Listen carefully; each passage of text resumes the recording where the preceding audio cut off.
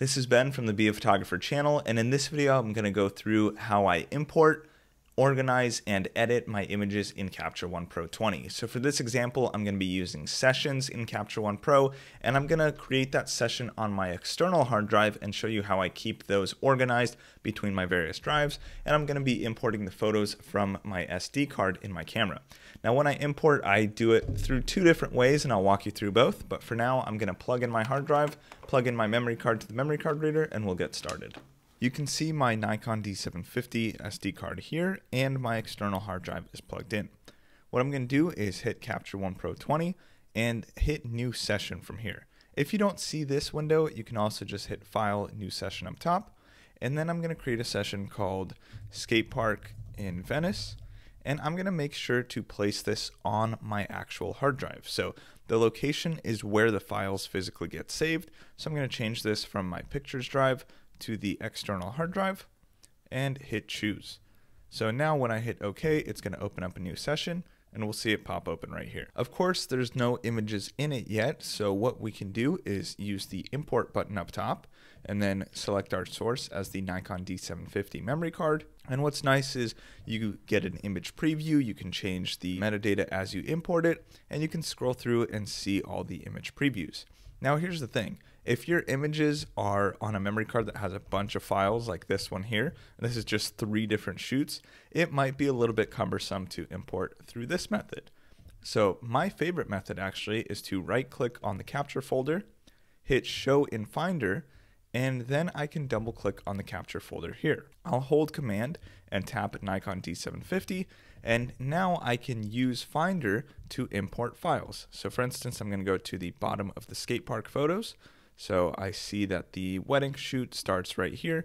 So I'm going to grab all the skating photos just by holding Shift and then dragging to select all those images, drag them to the capture folder, and this is going to do 2 things. One, it's going to move the images from my memory card to the external drive directly into the capture folder, and 2, it automatically puts them into Capture One Pro, and you can see now as the images load, I'm able to preview them and start editing. So I'm going to give this a second so it can import all those files, and you can tell that it's done when this move dialog is complete. It finished the import, and I can check to see how many images by hitting Command A here on the side. You can see these images plus 155 more, so everything's there, and to deselect I can hit Command Shift A, and now it deselected all the images. Okay, so my next step to keep everything organized is renaming all the files. The reason I do this, even though it's a session and it's purely for this one photo shoot, is sometimes after a while I'll import my session into a larger catalog, and I want to have the keywords and file names, so if for instance I want to see my skateboarding photos from Venice, I could easily find them. To do this, I'm going to hit Command A, and under Help, do Batch Rename. So if you just type Batch Rename shows up. You could also just go to Image, Batch Rename, but I love using the Help menu because it's quick. And I usually have mine set to job name and then 2-digit counter, or you could do 3-digit counter. So we'll call this Venice Skateboarder. And you can see it'll do Venice Skateboarder 085, and it'll just start at whatever number you put it. So that's an example there.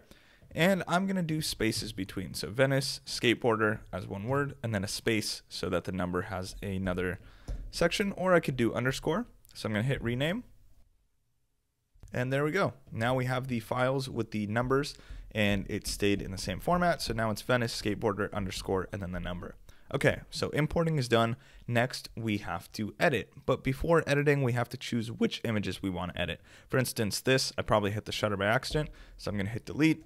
These were just some photos we took for fun while we were messing around. So I'm going to delete this one. And then I'm going to go through my images one by one and select what I want. So firstly, I'm going to go through and just use the delete key on my keyboard to delete any images I know for sure are not going to be used.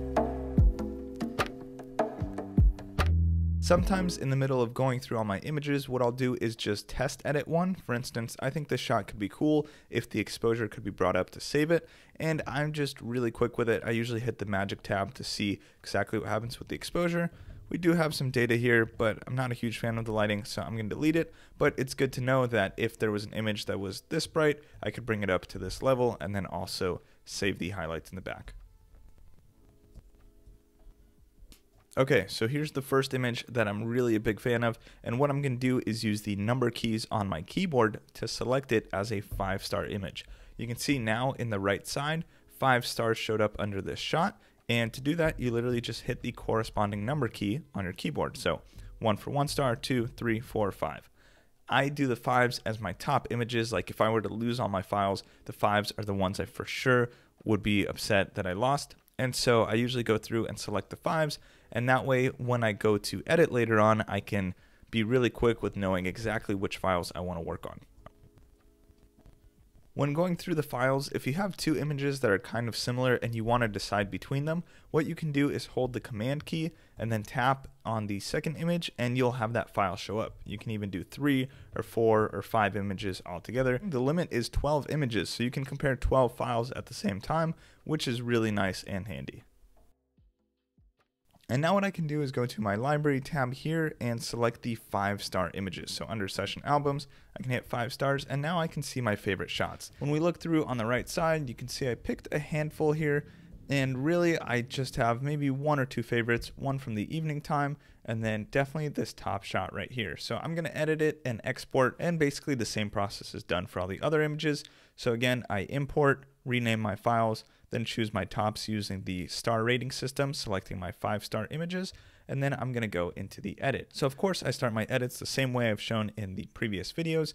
I will typically start with the exposure and white balance. So I'll bring this exposure up just where I think the skater has the right amount of light on him. You guys can see in this behind the scenes clip, I actually used an Explorer 600 strobe and triggered that with my Nikon D750. So I had Irvin helping out on the shoot. Thank you to Irvin and Moy for coming out. And we lit the skaters with a strobe midday, so that way we could get the sunset behind them with a nice exposure on it. What I'm gonna do, I have my exposure boosted. I'm gonna bring down the highlights so we can get a lot of detail back in the sky, and I'm gonna bring my contrast up just a little bit. So you can see already the before and after. There we have a little bit of pop on the skater here, and as we zoom in, we can see that this photo looks nice and sharp. So that is good. I'm gonna start there. Then I'm going to have it auto adjust my levels for me. So you can see just getting the levels gave me a little bit more of a dynamic range. And if I want to double check the white balance, I can just click the custom white balance tool here, select white on his pants, and now we have our white balance set to what is an exact white. So this is a little bit of a bluer day. I want it to look warm, so I'm just manually going to slide it over to the right, give it more of a sunset type feel, and there we go. All right, so the last thing I want to do to this image in terms of the editing is I want to add a little bit more depth to the actual ramp here. So I'm going to use a gradient mask and add more contrast and clarity to the bottom of the image. And then what I'll do is crop in a little bit to get more detail on the skater. So I'm going to create a new empty layer. I'm going to call this skate ramps. And I'm just going to grab the Radial tool here, hit M so I can see my mask. And I'm going to pull up from the bottom. We can see, so that way it'll just affect the ramp right here. And what I can do is then bring in a little bit more clarity. So you guys can see I'll just boost it to 100 and you can see how that's affecting the bottom already. So there we have the details on the ramp showing up. And then if I want to bring the blacks down, I could bring that down here, adjust my contrast, and now you can see the ramps off and the ramps on. We have a lot more detail in it now. I think it looks pretty good. And then if I want to brighten the skater even more, what I can do is create a new empty layer again, call this one skater. And I'm going to grab a radial mask, make sure it's set to draw mask inside, and I'm going to select on him. So right about there, we can see the mask. And now I can change how bright it's going to be on his skin. So I'm just going to boost it up a little bit, add more contrast, and maybe a little bit lower.